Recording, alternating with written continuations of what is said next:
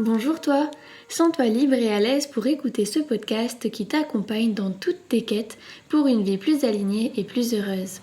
Je m'appelle Laura et j'ai envie de partager avec toi mes réflexions et mes connaissances autour du développement personnel et de la spiritualité à travers mon propre cheminement, mes apprentissages et mon expérience personnelle.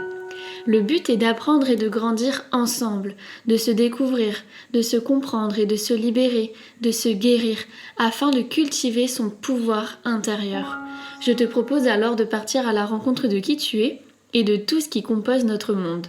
Grâce à une approche bienveillante et en t'occupant de ton bien-être physique, émotionnel et mental, tu apprendras à accueillir la magie de la vie. Alors il est temps d'ouvrir grand.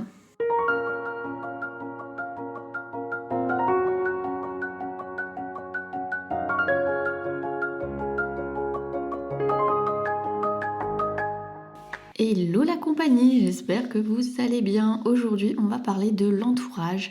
Est-ce que vous avez un entourage toxique ou est-ce que vous avez un entourage qui vous tire vers le haut? C'est hyper intéressant et hyper important, je trouve, selon moi, de bien choisir son entourage, de repérer qui sont les personnes enrichissantes qui vous tirent vers le haut et puis les autres qui sont néfastes, qui vous limitent, qui vous tirent vers le bas, en fait, tout simplement. Pour moi, c'est hyper important parce que l'entourage, c'est une grande partie de notre environnement. Ils font partie de notre environnement quotidien. C'est des personnes qu'on va côtoyer quasi quotidiennement. Et ils font donc aussi partie de tout ce qui va nous donner ou nous prendre de l'énergie. Ils vont influencer énormément comment on se sent, qu'est-ce qu'on pense de nous. Et tout ça, tout l'impact de l'environnement, c'est quelque chose dont on pourra reparler dans un autre podcast si jamais c'est quelque chose qui vous parle. Mais gardez bien en tête que votre environnement vous impacte et vous influence tous les jours. Donc parfois des petits changements de l'environnement dans lequel vous êtes, que ce soit les meubles, la décoration, les personnes que vous fréquentez, les choses que vous écoutez, les films que vous regardez, les odeurs que vous sentez, sachez que tout ça va impacter qui vous êtes, votre humeur, comment vous vous sentez et tellement bien d'autres choses. Donc si parfois vous ressentez l'envie de modifier certaines choses, de côtoyer d'autres personnes, d'écouter, de regarder d'autres choses, faites-le. Parce que c'est un message de votre corps, de qui vous êtes, pour justement vous sentir mieux, parce que sûrement qu'à ce moment-là, vous avez besoin de ça. Voilà, c'est mon petit message quand même par rapport à l'environnement. C'est hyper important et donc prenez-en soin. Maintenant, on va parler de l'entourage parce que c'est quand même une grande partie de notre environnement et surtout, c'est une partie sur laquelle on a du pouvoir entre guillemets parce que c'est des personnes qu'on côtoie et donc potentiellement on peut choisir qui on fréquente. On est d'accord que si on parle de collègues, on n'a pas forcément le choix, quoique on peut essayer aussi de moins parler à certaines personnes, de moins passer à certaines heures dans certains couloirs où on sait qu'il y a toujours une personne qu'on n'a pas envie de voir. Et c'est pas égoïste ou méchant ou quoi que ce soit, c'est juste que c'est de l'amour-propre. On se préserve, on se protège de personnes, d'énergie qui vont nous impacter. Si par exemple on sait qu'à chaque fois qu'on fréquente, qu'on voit telle personne, on se sent mal ou alors on est fatigué, épuisé, quel est l'intérêt, honnêtement? Et il n'y a rien de méchant contre la personne, là c'est juste vous avec vous-même, vous n'avez pas envie de vous sentir comme ça, prenez de l'espace et prenez le temps de peut-être comprendre pourquoi et de moins fréquenter cette personne pour le moment parce que vous ressentez le besoin de moins fréquenter cette personne. Peut-être que là tout de suite vous pensez à des personnes, peut-être. Et si d'ailleurs durant tout le podcast, il y a des personnes auxquelles vous pensez durant l'écoute de ce podcast, gardez-les bien en tête et identifiez pourquoi. Et peut-être que c'est des personnes avec lesquelles vous avez besoin de prendre de la distance et de vous éloigner un petit peu pour votre santé mentale, physique ou que sais-je. Et c'est hyper important parce que si en m'écoutant vous pensez à certaines personnes, il n'y a pas de hasard pour moi, c'est que ces personnes, il faut prendre un petit peu de distance avec. Voilà, je vais créer des problèmes moi. Mais c'est parti, on va commencer tout de suite. L'entourage, en fait, il est vraiment à l'origine de plein de choses. Donc là, il est vraiment question de se poser la question. Est-ce que, en fait, j'ai envie d'être entourée de personnes qui me font me sentir bien ou mal, qui m'encouragent ou qui me projettent constamment leur peur, qui se réjouissent pour moi ou pas? qui sont présentes quand j'ai besoin ou qui sont simplement là pour les bons moments ou pour les activités fun, mais que quand j'ai besoin de quelque chose qui est un peu moins drôle, un peu moins sympa, il n'y a plus personne. Est-ce que j'ai envie d'être entourée de personnes honnêtes, sincères, authentiques avec moi ou qui me critiquent constamment quand je suis pas là, mais qui me disent jamais rien à moi? Est-ce que j'ai envie d'être avec des personnes qui me comprennent, qui me soutiennent ou pas? Est-ce que j'ai envie d'être avec des personnes qui me tirent vers le haut ou vers le bas? Et est-ce que j'ai envie d'être entourée de personnes avec qui j'ai un lien solide, sincère ou pas? Et je pense qu'à travers ces questions-là, déjà, on fait vraiment le tri entre qu'est-ce qu'on veut pas, quels sont nos besoins, nos attentes dans nos relations avec les autres, peu importe le type de relation familiale, amicale, couple, là c'est vraiment l'entourage au sens large de toutes les personnes qu'on va fréquenter. Donc qu'est-ce que vous voulez et qu'est-ce que vous ne voulez pas ou plus? Et déjà de se poser ces questions-là, c'est hyper important parce que chaque personne est différente et donc chaque personne a des besoins et des envies à retrouver. En fait, chaque personne retrouve des choses différentes dans son entourage. Donc déjà, c'est propre à chacun. Il n'y a aucun jugement là-dessus. Peut-être qu'il y a des personnes qui ont juste envie d'avoir des amis avec qui faire la fête. Il y a des gens qui ont envie d'avoir des amis avec qui travailler. Il y en a qui ont envie d'avoir des amis pour pouvoir partager des activités, je sais pas moi, de randonnée. Bref, chacun ses besoins, ses envies.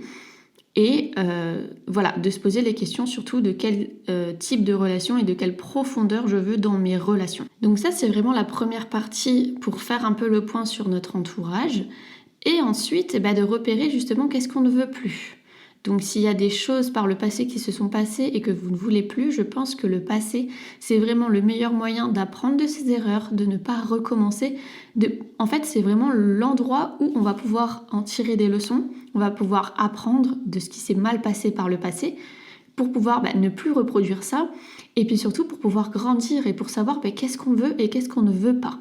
Donc c'est aussi un bon moyen de tester et le passé, ça va permettre de nous enrichir au moment présent et de savoir qu'est-ce qu'on veut et qu'est-ce qu'on ne veut plus. Au-delà de ça, maintenant vous allez me dire ok d'accord c'est bien gentil ton histoire, mais comment je repère les personnes qui ont des comportements néfastes? Et là je mets bien les warnings, on ne parle pas de personnes néfastes ou toxiques. Je pense que personne n'est néfaste ou toxique, par contre on peut avoir des comportements néfastes et toxiques. Donc une personne qui a des comportements néfastes et toxiques avec vous, ça ne fait pas de cette personne une personne néfaste et toxique. On est d'accord? Là, on est vraiment sur des comportements et il faut bien dissocier le comportement de la personne, même si ça peut être assez, pas facile à faire.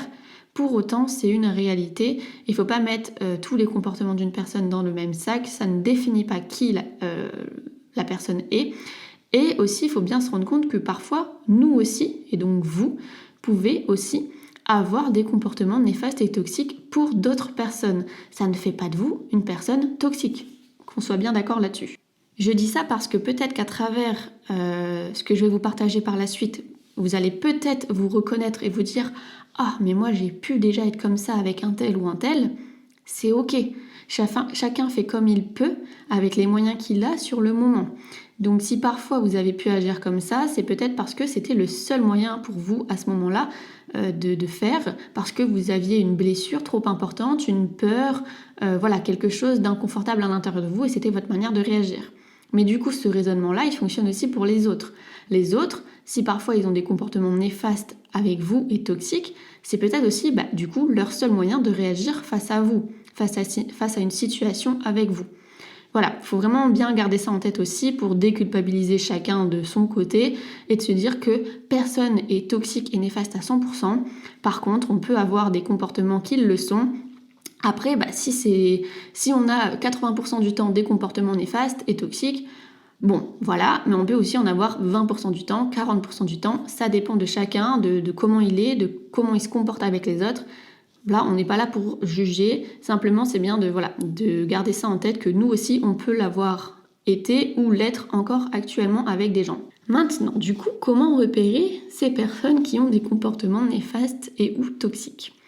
et ben ça va être des personnes qui vont vous faire culpabiliser, par exemple. Si vous dites non à quelque chose, ou que vous pouvez pas, ou que peu importe, vous faites quelque chose et que ça plaît pas, qui vont vous faire culpabiliser, qui vont jouer sur la corde sensible, qui vont un peu, vous savez, oh mais tu peux faire ça pour moi, s'il te plaît, allez, fais-moi plaisir, oh t'es vraiment pas sympa, tu veux pas, gna gna gna, voilà.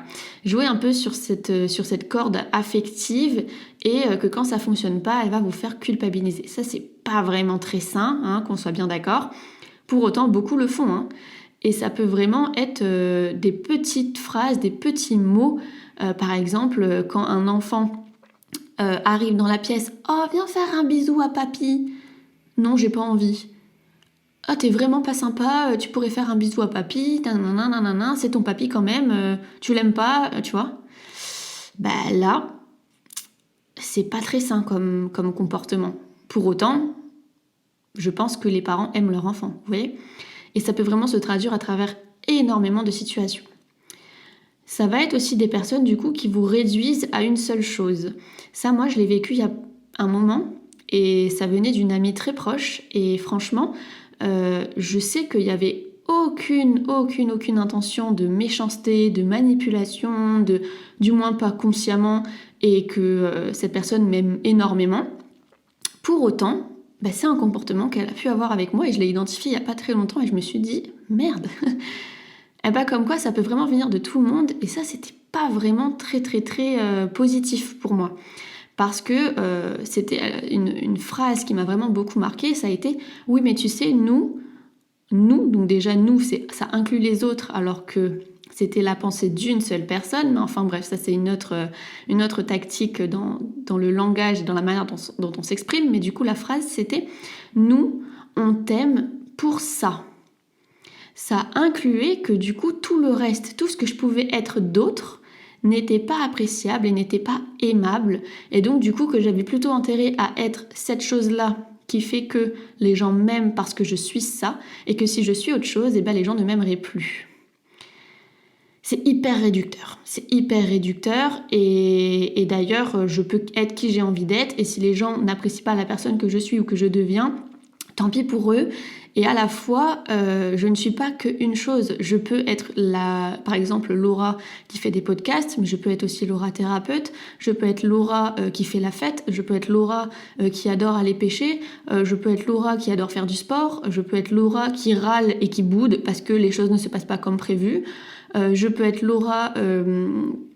bref, il y a tellement de choses qu'on est tous, chacun comme nous sommes, et à la fois, on n'est pas qu'une seule chose, que du coup, les personnes qui ont des comportements néfastes peuvent être du coup des personnes qui vous réduisent à une seule chose et qui vous font croire que si vous n'êtes pas cette chose-là, ils vous aimeront pas. Non. Ensuite, des personnes qui vous demandent constamment des justifications. Donc, si vous dites par exemple non pour quelque chose, mais pourquoi ? Oui, mais tu sais, moi, nanana. Et des justifications, mais pour tout. Dès que vous dites quelque chose, ça va être une contradiction, qui vous oblige constamment à justifier vos moindres choix, vos moindres décisions. Au bout d'un moment, vous n'avez aucun besoin de vous justifier constamment pour qui vous êtes, pour ce que vous choisissez de faire, de votre temps, de votre argent, de votre énergie. Donc, si quelqu'un constamment vous demande de vous justifier, de vous expliquer pour telle ou telle chose, sachez que ce n'est pas normal et que vous n'avez pas à vous expliquer et à vous justifier constamment. Voilà, je ne vais pas m'attarder là-dessus plus longtemps, je pense que c'est clair.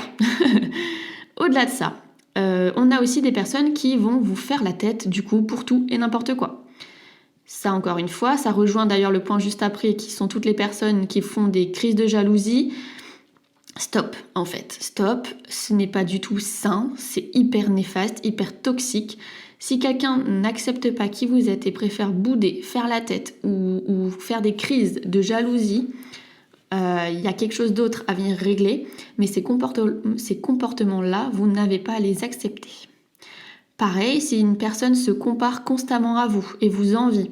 Mais ça peut être aussi des phrases qui, d'apparence, peuvent sembler très positives, entre guillemets. Par exemple, je sais pas, des choses qu'on a pu beaucoup voir pendant notre adolescence.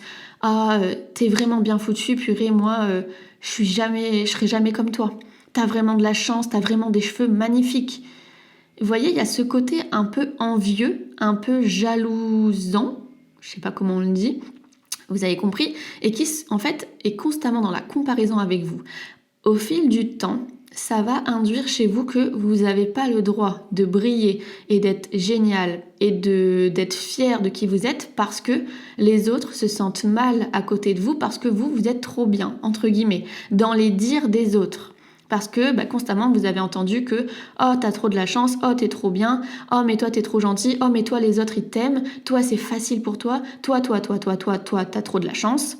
Et du coup, en fait, ça va être un peu comme un sentiment d'imposteur de j'ai pas le droit d'être contente, j'ai pas le droit d'être jolie, j'ai pas le droit de m'aimer, j'ai pas le droit de quoi que ce soit, parce que les autres ils sont mal et parce que moi j'ai de la chance. Pas du tout. Sachez que ça c'est un problème chez l'autre et que vous avez le droit d'être juste génial, d'être juste vous-même et que le comportement est hyper toxique parce que la comparaison n'a pas lieu d'être et l'envie que l'autre a par rapport à vous est super malsaine. Voilà. Un autre comportement, des personnes qui sont jamais présentes quand vous avez besoin. Alors quand c'est pour aller faire la fête ou quand c'est pour aller je ne sais où faire un truc de ouf, là tout le monde répond présent. Mais par exemple si vous avez un déménagement, si vous allez pas bien, si bref quelque chose de moins sympathique, moins fun, et là il n'y a plus personne. Sachez que c'est pas normal et que c'est hyper néfaste aussi parce que ça induit que vous êtes intéressante uniquement quand vous avez des choses sympas à proposer. Donc s'il y a quelqu'un, par exemple, avec qui vous êtes super proche, mais qui est constamment indisponible pour les activités moins drôles, il y a quelque chose qui cloche. Il y a quelque chose qui cloche et c'est pas normal. Voilà. Ensuite, j'ai aussi noté un point qui est pour moi très intéressant et très important. Ça va être toutes ces personnes qui vous font vous sentir mal à l'aise régulièrement et qui vont parfois vous humilier ou vous rabaisser, même par des petites phrases en mode « mais c'est pour rire, tu sais très bien qu'on rigole, c'est de l'humour, oh mais faut que tu te détendes, hein, c'est bon, on rigole ». Non, on rigole pas pour faire sentir de l'humiliation, pour rabaisser les autres. Et si vous vous sentez mal, si vous vous sentez mal à l'aise constamment quand vous êtes avec telle personne parce que vous savez que vous allez prendre pour votre grade et qu'on va constamment vous rabaisser pour rire, ça fait rire tout le monde, c'est pas drôle. Donc vous méritez pas ça, c'est hyper néfaste, c'est hyper toxique. En plus de ça, ça réduit votre estime de vous-même et votre vision que vous avez de vous-même. En fait, à quelle heure on accepte que les autres nous rabaissent pour rire, ou même pas pour rire, parce que parfois il y en a qui le font même pas pour rire.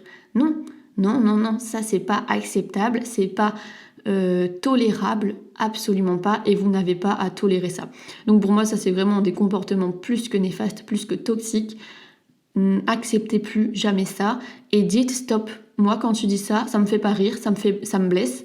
Donc si tu veux faire des blagues, choisis quelqu'un d'autre parce que moi j'accepte plus. Et il faut dire les choses. Et si la personne en face, elle comprend pas et elle dit « Oh, t'es rabat-joie, on rigole, t'as pas d'humour », non, j'ai pas d'humour, va rigoler avec quelqu'un d'autre parce que si tu veux, moi je te rabaisse tout à l'heure et tu vas voir ce que ça va faire. Voilà. Bref, voilà. Je pense qu'il y a énormément d'autres comportements néfastes et toxiques, mais vous voyez un peu l'ambiance, vous voyez un peu l'idée. À partir du moment où vous vous rendez compte que ça vous fait pas du bien, que ça vous rend mal, que simplement c'est fatigant, ça vous demande de l'énergie plus que ça vous en procure, et que c'est juste épuisant, fatigant, c'est qu'il y a quelque chose qui cloche. C'est qu'il y a quelque chose qui cloche et que c'est plus en phase avec vous. Et donc du coup ça fait de la relation et de la personne comment on appelle ça, un vampire d'énergie. En fait ça vous prend beaucoup d'énergie, alors qu'une relation c'est censé vous enrichir et vous apporter beaucoup d'énergie. Donc voilà, c'est vraiment des super moyens de repérer ça. Et donc je pense que si je peux vous donner un conseil, c'est de vraiment faire le tri dans votre entourage. Encore une fois, on revient aux questions de tout à l'heure. Est-ce que vous voulez être entouré de personnes qui vous font vous sentir bien ou mal, qui vous encouragent ou non, qui se réjouissent pour vous ou pas, qui sont présentes pour vous ou pas, qui sont honnêtes ou pas, qui vous comprennent ou pas, qui vous tirent vers le haut ou vers le bas? Voilà. Donc voilà, on va s'arrêter là, je pense que vous avez compris. Prenez soin de vous, prenez soin de votre entourage, choisissez les gens avec précaution. Et si l'entourage change, c'est pas grave, c'est parce que les gens évoluent, grandissent et c'est ok, c'est normal, on est tous en évolution constante et donc parfois il s'avère que des relations ne nous enrichissent plus autant qu'avant ou qu'on n'a plus besoin de ça, on a besoin d'autre chose et c'est ok. Et ça fait pas de la personne une personne nulle, ni de vous quelqu'un de nul, ça fait juste deux personnes qui ont évolué et qui ont moins à s'apporter qu'avant et c'est ok. Donc en tout cas, j'espère que ce podcast vous a plu. Si c'est le cas, n'hésitez pas à le partager à votre entourage. Je suis vraiment trop drôle, dis donc. À me le mettre un petit pouce vers le haut sur YouTube, à me laisser un petit commentaire. Et voilà, je vous dis à la semaine prochaine pour un tout nouveau podcast. Portez-vous bien.